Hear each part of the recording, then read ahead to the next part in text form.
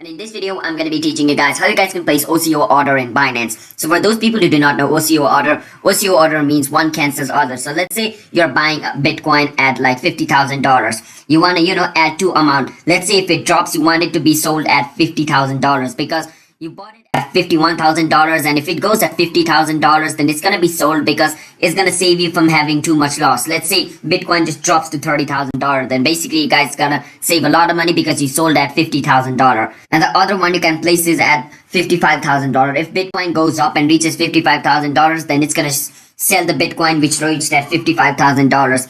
So what this means is, let's say if your Bitcoin drops and it's sold at $50,000, then basically it's gonna cancel the $55,000 order.